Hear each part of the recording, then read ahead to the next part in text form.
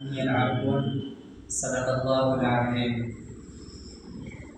عزیز طالب علم بھائیوں و برادران اسلام، یوں تو مسلمانوں کی تاریخ مشکلات و مسائل، ابتلاء و آزمائش کی داستانوں سے لبریز ہے۔ مسلمانوں کے خلاف ہر دور اور ہر زمانے میں مخالفت و معاندت کی آندیاں چلی، نفرت و عداوت کے طوفان اور فتنہ و فساد کا سیلاب آیا، مگر اس حق پر جانباز قوم نے ان سب کا رخ ہمیشہ کے لیے دشمنوں کی طرف موڑ دیا۔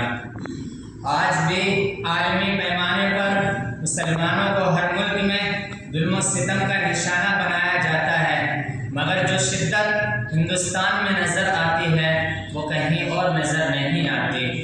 یہاں مسلمانوں کے خلاف نفرت و عداوت، ظلم و ستم، مصائب و آلام کا سلسلہ آزادی کے بعد سے جاری ہے۔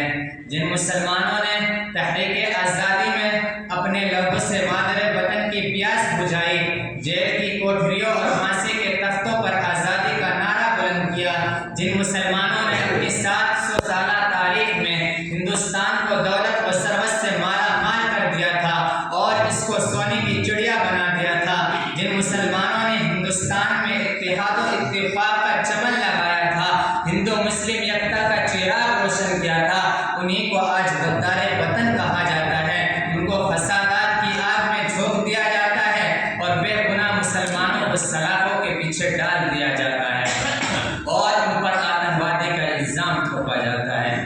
میں کہتا ہوں کہ آتنکوادی وہ ہے جس نے مسلمانوں کا قتل عام کیا، آتنکوادی وہ ہے جو مسلمانوں کی عزت سے کھلواڑ کرتا ہے، آتنکوادی اور ڈاکو وہ ہے جو مسلمانوں کے حقوق کو پامال کرتا ہے، آتنکوادی وہ ہے جس نے ملک کے نافذ کیے ہوئے آئین اور قانون کو توڑ کر فساد کا طوفان کھڑا کیا۔ کیا ملا ہمیں آزادی کے بعد؟ گجرات کے جلتے ہوئے مکانات، امرتسر کے جلتے ہوئے دن و رات، جمشید پور کی جلتی و تڑپتی لاشیں، حیدرآباد کی خون ریزی، مظفر نگر کا دل دہلا دینے والا حادثہ اور بابری مسجد کی شہادت اور ستم بالائے ستم یہ ہوا کہ ہمیں غیر ملکی کہہ کر ملک بدل کرنے کی کوشش کی جا رہی ہے۔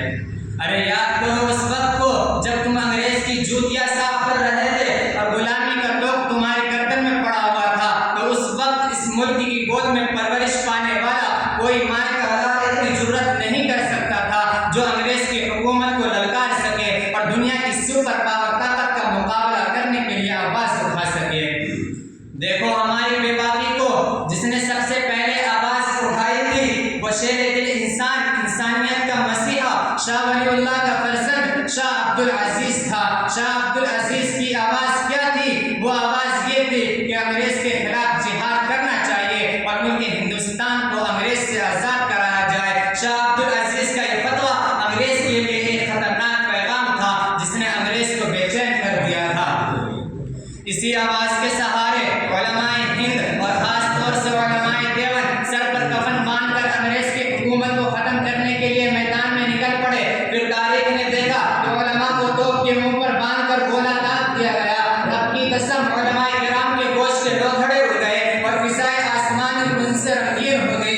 یہ بھی ہوا کہ علماء کرام کے جسموں کو تانبے سے داغ دیا گیا اور علماء کرام کے جسموں کو سوروں کی کھالوں میں بند کر کے جلتے ہوئے تنوروں میں ڈالا گیا۔ لمحات تاریخ نے یہ بھی دیکھا کہ علماء کو ہاتھیوں پر کھڑا کر کے درختوں سے باندھ کر ہاتھیوں کو جلا دیا گیا۔ لاہور کی شاہی مسجد کے صحن میں انگریز نے پھانسی کا پندہ بنا دیا تھا اور ایک دن میں 80 علماء کرام کو پھانسی دی جاتی تھی۔ اور یہ بھی ہوا کہ علماء کو گولیوں میں بند کر کے دریا میں ڈال دیا جاتا اور اوپر سے گولیوں میں نشانہ بنایا جاتا۔ تاریخ شہادت دیتی ہے کہ دریا کا پانی علماء کرام کے خون سے سرخ ہو چکا تھا، مگر کسی عالم نے نہ تو انگریز سے سمجھوتا کیا اور نہ ہی انگریز کے سامنے گردن جھکائی۔